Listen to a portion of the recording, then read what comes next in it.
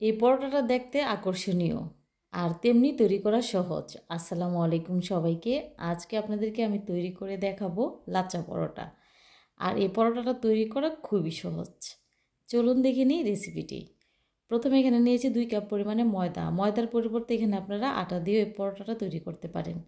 1 table চামচ পরিমাণ দিয়েছি চিনি আর 1 চা চামচ দিয়েছি লবণ। দিয়ে একটু মিলিয়ে নিয়েছি। তারপরে দিয়ে দিচ্ছি এখানে 2 টেবিল চামচ পরিমাণে রেগুলার রান্নার তেল।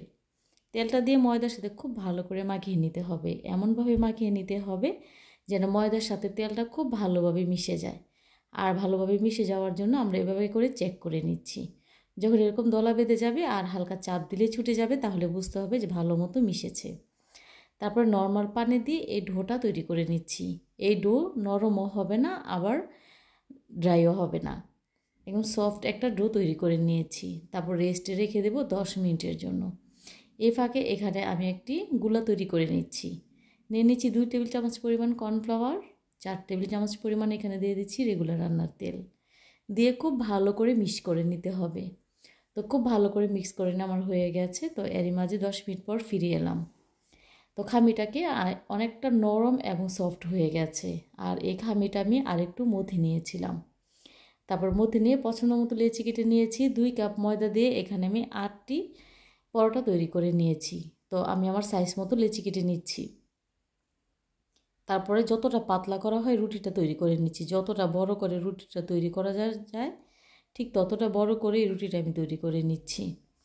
আর চারিপাশটাতে আমি খুব ভালো করে কর্নফ্লাওয়ার মিশ্রণটা মিলিয়ে নিচ্ছিলাম।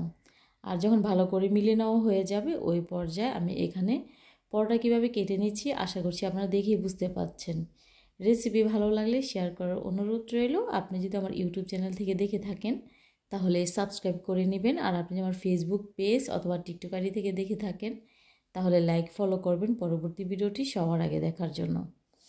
আর তারপর এখানে যখন চারিপাশটা আমার কাটা হয়ে গেছে তখন চারিপাশটা একসাথে করে নিচ্ছি। নেওয়ার পর হাত দিয়ে একটু টান দিয়ে বড় করে নিয়েছি।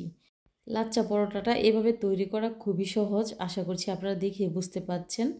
আর তৈরি করা যেমন সহজ, দেখতেও কিন্তু আকর্ষণীয় আর খেতেও মাশাআল্লাহ অনেকটা বেশি ভালো লাগে। আর এখন আমি রুটিটা তৈরি করে নেব। এই রুটিটা ছোট হবে না আবার বড় হবে না, আমি মাঝারি সাইজ করে এই রুটিটা তৈরি করে নিচ্ছি। আপনারা আপনাদের পছন্দ মতো ছোটো বা বড় করেও বেলে নিতে পারেন। এভাবে করে সবগুলো পরোটা আমি তৈরি করে নেব। যখন এরকম করে সবগুলো পরোটা আমার তৈরি করে নেওয়া হয়ে গেছে ওই পর্যায়ে গরম প্যানে উল্টে পাল্টে আমি ছেঁকে নেব। যখন উল্টে পাল্টে এরকম ছেঁকে নেওয়ার পর কালারটা এমন হয়ে আসবে ওই পর্যায়ে এখানে দিয়ে দিচ্ছি রান্নার তেল। আর রান্নার তেলটা দিয়ে দেওয়ার পরও উল্টে পাল্টে নাড়াচাড়া করে ভাজা করে নিচ্ছি। এভাবে করে সবগুলো পরোটা আমি ভাজা করে নিয়েছি। আসলে পরোটাটা যখন আমি তৈরি করছিলাম তৈরি করার সাথে সাথে খাওয়া হয়ে গিয়েছিল, তাই বেশি পরোটাগুলো আপনাদেরকে দেখাতে পারিনি। তবে একটা দেখে আপনারা বুঝতে পারছেন যে সবগুলো পরোটা ঠিক আমার এরকমই হয়েছিল। আপনারা আমার মতো এরকম পরোটা তৈরি করে দেখবেন, চুলা থেকে নামানোর সাথে সাথে শেষ হয়ে যাবে। আর এভাবে পরোটাটা তৈরি করে আপনার পরিবার পরিজনদেরকে নাস্তা হিসেবে তৈরি করে দিতে পারেন। দেখতে যেমন আকর্ষণীয়, খেতেও কিন্তু অনেকটাই বেশি ভালো হয়।